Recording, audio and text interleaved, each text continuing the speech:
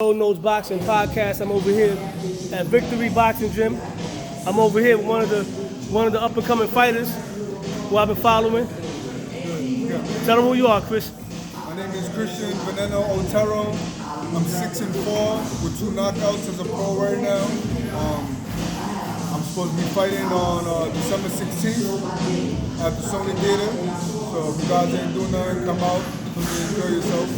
For me, but other than that, I'm just working, man. Well, Chris, how long you been boxing? I've been boxing for about a good 12 years. 12 years?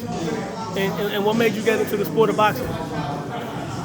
Well, I started boxing because it was my gateway to stay out the street, boxing pretty much saved my life, So, if it wasn't for boxing, where do you feel you would be right now if it wasn't for boxing, being that you stated that you chose boxing to stay out the streets? I probably won't be in the position that I'm in right now. I'll probably be doing something a little more productive with myself, but I'm glad that I found my niche, because I love this sport. In order to be the best, you gotta love the sport, and no matter if you have wins or losses, it's all about perseverance. So you mentioned that you have a loss in your record, right? How did you feel, and what was the mental preparation that you used to overcome that obstacle, that hurdle, that mental hurdle? I don't know, man. It's pretty much like perseverance, bro. Like I said, I didn't really have a direction before I started boxing. So, when I started boxing, whether I won or lost in the amateurs, I still had something to look forward to because I was doing something productive for myself. And like I said, this is my gateway out. This is my gateway out of the streets. I'm doing my best day in and day out to make the best of it. Make the best of my boxing career and make sure that it's going the right way because it's a dog-eat-dog world. Absolutely. And how would you describe your boxing style? I'm like a pressure boxer / kind of. I can do it all. I'm very versatile and dynamic. So it all depends on the style that's the style of the fight that's brought to me. But I like to adjust. I like to make my adjustments. And what fighters? Give me 3 fighters that you watched, and give me 3 pieces of their skill set that you took and implemented into your own style. Bernard Hopkins, obviously his crafty veteran tactics that he has, his good jab, his good right hand, tucking his chin, stuff like that. It's the little things that count. Fundamentals, right? Yeah, fundamentals, man. Hector Camacho, one of my favorite fighters. Yeah, me too. What you got out of Camacho? Camacho, pretty much the footwork, the movement, the establishment of the distance, knowing when to throw punches, knowing when to throw combinations, and just characteristics overall. Yeah, Camacho, he's a character. Yeah. But one thing you have to remember, that if you don't have character, ain't no champion. There's no development. So in everything you do, you must have some type of character or charisma. And my third fighter, I would have to say like Miguel Cotto. Yeah. Because coming up as a beginner, and when I first started boxing, that was like one of my main go-tos. Camacho and Miguel Cotto, because I wanted to have a little bit of both. I wanted to know how to cut out the ring. I wanted to know how to fight on the outside whenever I needed to. Because it's not always about fighting on the inside or getting into brawls and stuff like that. But pretty much watching these fighters helped me with my development when I first started. All right. Pardon me. So I know you got a fight coming up December 16th, if I'm not correct. Sony Hall, right? Yes, sir. Shout out to Larry Goldberg, Boxing Insider, for obviously presenting me with the opportunity again. This is my 3rd time fighting on his show, and I'm more than grateful because it's hard to get fights anywhere, especially coming out of COVID and stuff like that. But overall, it's great to have the opportunity because a lot of guys in New York and on the East Coast aren't getting opportunities like that. Due diligence. So it's crazy. You mentioned COVID, right? That was a crazy experience for all of us. Everything was locked down. So during that time, like, what was the training experience? Being that back then it was a social distancing, people wearing masks. Tell me about that experience. If you were training, when you were training around that time during COVID, during the lockdown. Well, I was half and half, man. Like I was ready to get out of COVID, honestly. Like I didn't really care for it. And if you want my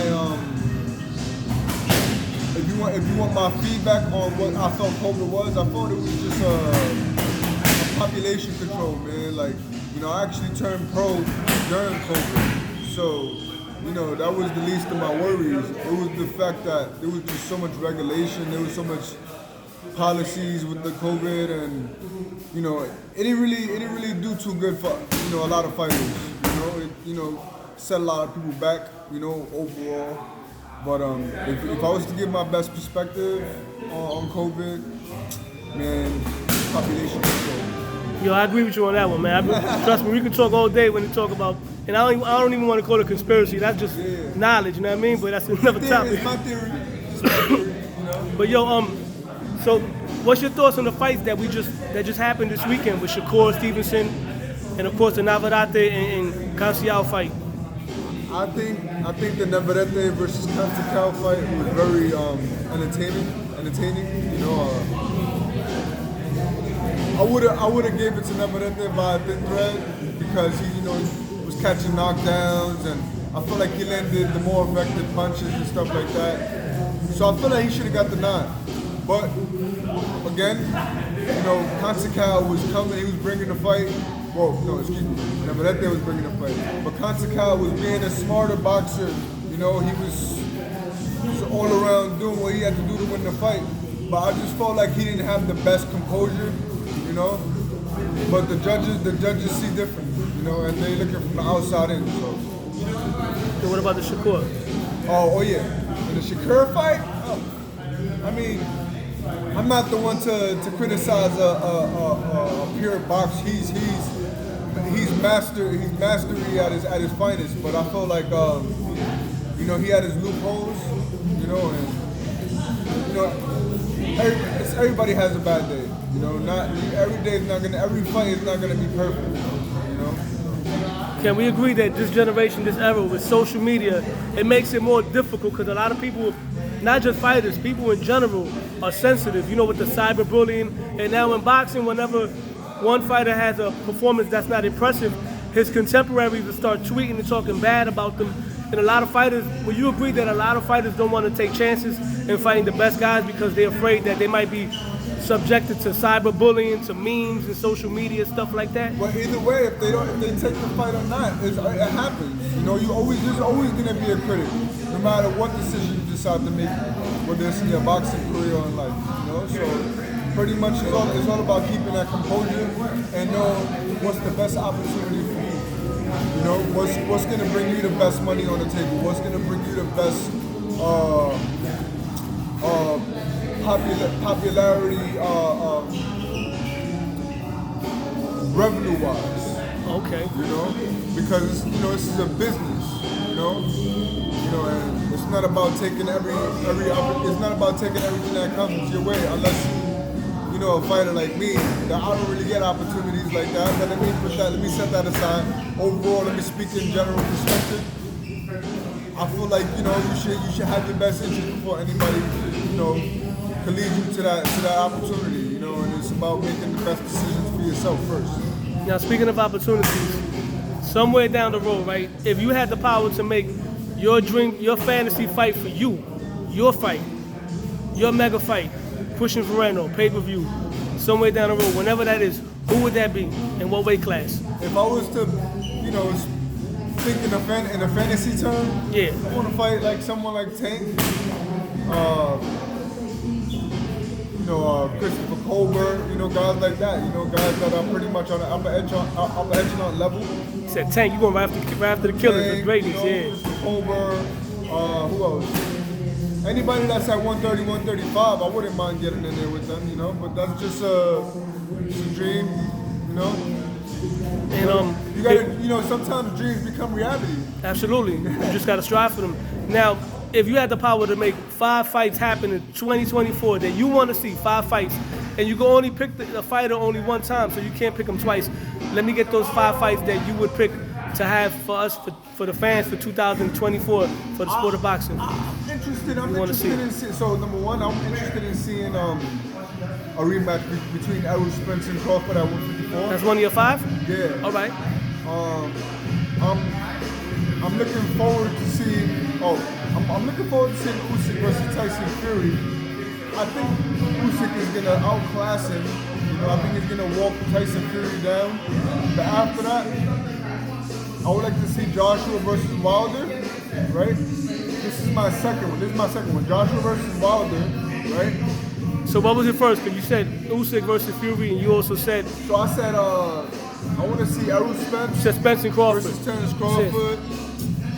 Think carefully. Remember 5. Usyk versus Fury is on the 24th of December. So remember 5 fights. So give it some thought. Make sure 5 fights. All right. 5 fights. I got Terence Crawford, Errol Spence rematch. Wow. Joshua Wilder, obviously. Yeah. I'm gonna bring back some memories. I want to see Tevin Farmer versus Gervonta Davis. I like Tevin Farmer. I'm very high on Tevin Farmer. You know, he got a good story. I feel like, you know, southpaws don't really see each other much.